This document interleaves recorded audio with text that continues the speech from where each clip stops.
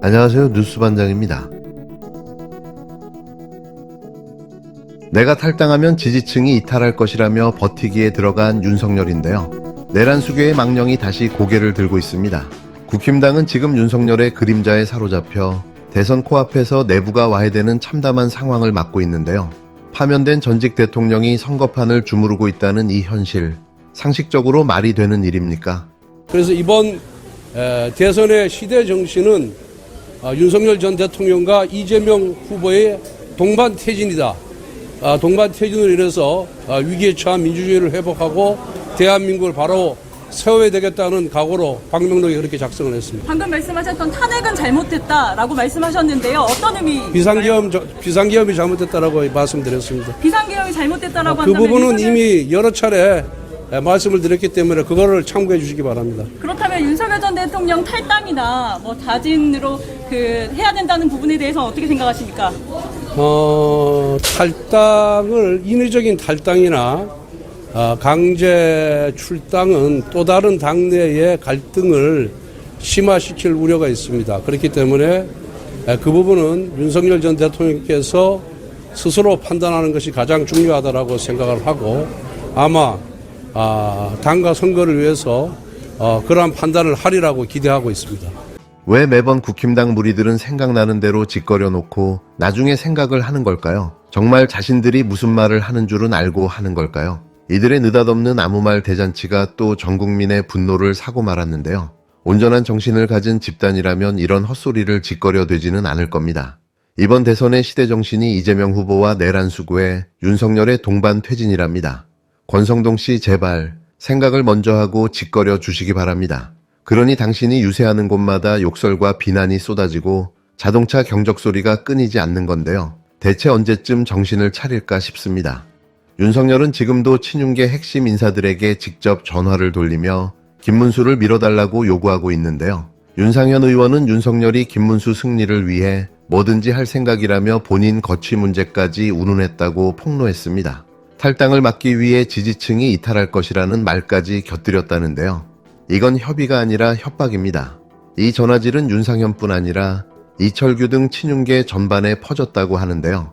파면당하고도 국힘당을 뒤에서 흔드는 실세 역할을 하고 있는 윤석열의 행태는 단순한 정치 개입이 아니라 명백한 헌정 모독입니다. 그런데 문제는 김문수입니다. 김문수는 윤석열의 이런 비정상적인 개입에 입도 뻥끗하지 않고 있는데요. 유세장에서 기자들이 아무리 물어도 꿀먹은 벙어리처럼 침묵으로 일관했습니다. 윤석열과 거리를 두자니 지지층이 무섭고 끌어안자니 중도층이 무서운 이 궁색한 처신이야말로 김문수 정치의 본질을 드러내고 있습니다.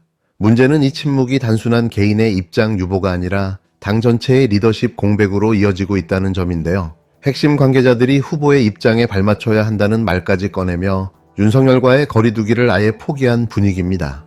안녕하세요. 윤 대통령이랑 소통은 좀 나누셨을까요? 오후에? 어제 저희가 당의 의지를 보여드렸습니다. 저는 사실 탄핵의 강을 넘었다라고 생각합니다.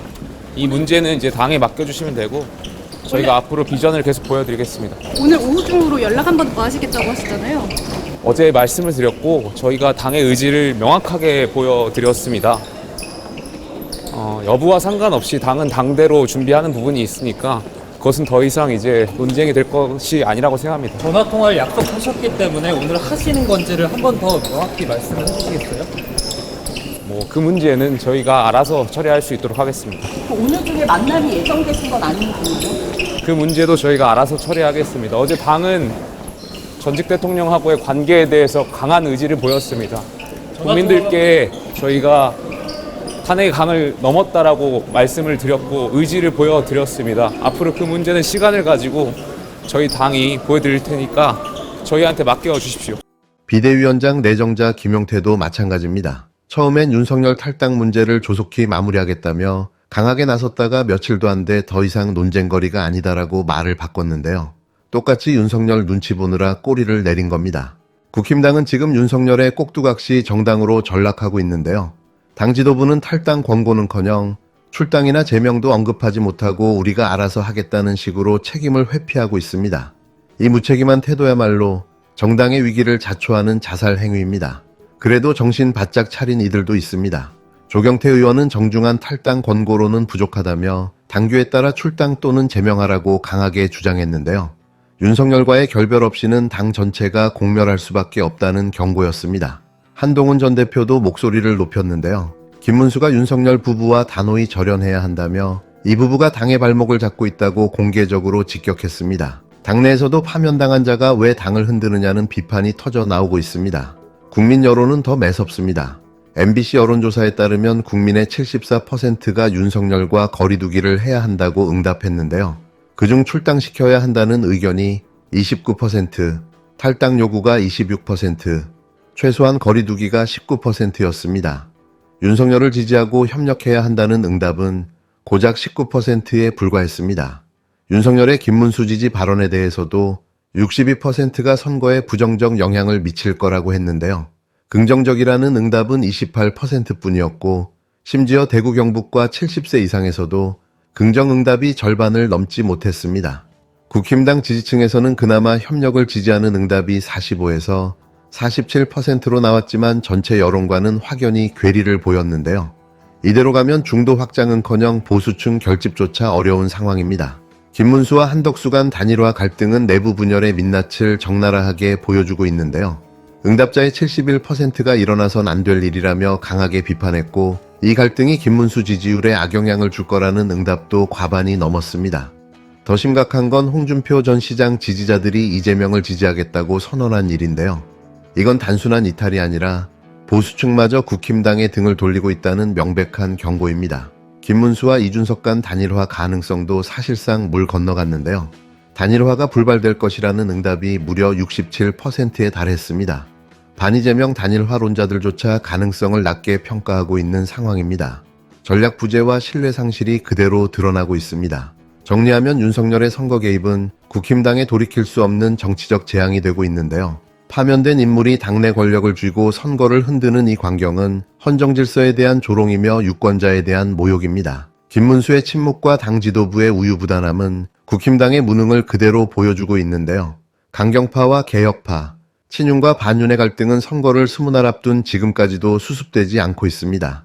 여기에 단일화 여진과 보수층 이탈까지 겹치면서 국힘당은 지금 그야말로 나락으로 추락하고 있는데요. 결국 이 모든 사태의 뿌리는 윤석열입니다. 윤석열의 망령에서 벗어나지 못하는 한 국힘당의 몰락은 시간 문제일 뿐입니다. 이로써 사실상 이번 대선은 파면당한 내란 수괴에 반복되는 뻘짓으로 정권교체라는 국민 염원이 실현되게 된 거죠. 윤석열 졸라 땡큐입니다. 윤석열이 계엄 실패 이후에도 친윤 핵심들과 줄줄이 통화한 사실이 드러났는데요. 국힘당 친윤계와만 집중적으로 연락을 주고받으며 전국 반전을 시도한 정황입니다. 윤석열은 지난해 12월 1일 대통령 경호처 명의의 휴대전화로 당시 국힘당 원내대표였던 추경호에게 먼저 전화를 걸었는데요. 통화 시간은 2분 40초였습니다. 바로 이날 윤석열은 김용현 전 국방부 장관을 만나 비상계엄을 논의했는데요. 김 전 장관은 검찰에 윤석열이 감사원장과 검사 3명을 탄핵하면 가만히 보고 있을 수 없다며 투입 가능한 군인 숫자까지 물었다고 진술했습니다. 윤석열은 계엄 선포 직후인 12월 3일 밤 11시 22분에도 추경호와 다시 통화를 했는데요. 계엄 이틀 전과 당일 모두 통화했다는 건 단순한 연락 수준이 아니었다는 방증입니다. 이후 12월 6일에도 윤석열은 추경호와 3차례에 걸쳐 총 20분간 통화했는데요. 탄핵 국면에서 계엄을 밀어붙이며 당내 지도부가 아닌 친윤 원내대표와 전략을 모의한 것으로 보입니다. 윤석열은 같은 날인 12월 4일 당시 국힘당 최고위원이던 김재원과도 3차례에 걸쳐 24분간 통화했는데요. 이어 6일에도 2차례에 걸쳐 추가 통화가 이어졌습니다. 12월 5일에는 인효한 최고위원과도 전화와 문자를 주고받았는데요. 다음 날인 7일에는 윤상현 의원과도 1분간 통화한 사실이 확인됐습니다. 이렇게 윤석열과 연락을 주고받은 인사들은 하나같이 대표적인 친윤계 인사들인데요. 일부는 계엄을 공개적으로 옹호하며 윤석열에게 힘을 실어준 인물들입니다. 윤석열은 이들과 밀착 소통을 하면서도 정작 계엄에 반대했던 당시 국힘당 대표 한동훈에게는 연락조차 하지 않았는데요. 한동훈은 통화 내역에서 철저히 배제된 상태입니다. 윤석열은 계엄을 반대한 당대표는 철저히 무시한 채 친윤계 인사들과만 전략을 공유했는데요. 이는 계엄 동조자들만 선별적으로 접촉했다는 명백한 증거입니다. 12월 12일에는 나경원이 윤석열에게 먼저 전화를 걸었는데요. 이날은 윤석열이 대국민 담화를 통해 비상계엄은 내란이 아니다라고 강변한 날입니다. 이날의 통화는 나경원이 윤석열의 입장을 대변하듯 언론에서 계엄을 옹호한 시점과도 맞물리는데요. 윤석열과 친윤계 인사들이 내란 정국을 정당화하고 여론을 선도하려 했다는 정황입니다. 윤석열이 누구와 소통했고 누구를 배제했는지 통화 기록만 봐도 명확한데요. 그는 계엄을 반대한 자는 버리고 계엄에 동조한 자들과만 정국 구상을 논의한 겁니다. 정치적 공모를 넘어 헌정질서 파괴를 노린 내란 음모의 그림자가 짙은데요. 이쯤 되면 단순한 통화가 아니라 내란 공모의 징후로 볼 수밖에 없습니다. 윤석열의 통화 기록은 그 자체로 스모킹건인데요. 통화 타이밍과 상대방의 면면만 봐도 윤석열이 어떤 목적을 가지고 움직였는지 확인 가능합니다. 이 수사 과정에서 윤석열의 핸드폰 통화 기록에서 비상계엄 선포 전후와 폭설 피해가 심각했던 시기에 대통령실이 아닌 한남동 관저에서 참모들과 통화한 정황도 명확히 드러났는데요.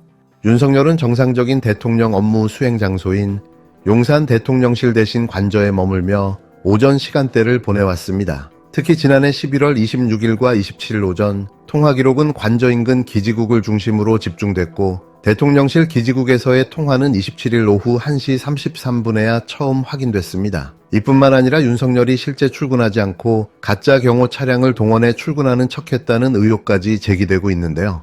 경찰 내부 증언에 따르면 빈차를 먼저 보내는 관행이 있었고 출근 차량 행렬이 2차례 운행된 사례가 여러 번 확인됐습니다. 대통령실은 24시간 업무 특성상 출퇴근 개념이 없다고 해명했지만 이 통화 기록은 명백히 오전 근무를 등한시한 정황을 보여주고 있습니다. 국가공무원법과 헌법상 대통령의 성실 의무에 비춰보면 윤석열의 이 같은 행태는 심각한 근무 태만이며 헌법 위반 논란으로 비화되고 있는데요. 정시 출근은 거의 없었고 지각률이 87.5%에 달하는 것으로 알려져 있습니다.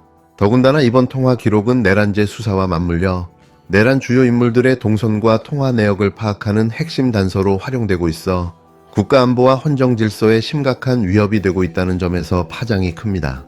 결국 윤석열은 대통령으로서 마땅히 수행해야 할 업무를 등한시했고 위기 상황에서 책임을 방기한 셈인데요. 이 통화 기록은 단순한 근무 태만을 넘어 내란 관련 중대한 증거로 작용하며 엄중한 법적 책임과 국민 앞에 명확한 해명이 반드시 요구됩니다. 대통령 재임 기간 놀고 먹으며 대통령 놀이를 즐겼던 윤석열, 지난 3년 이 나라에 대통령은 없었습니다.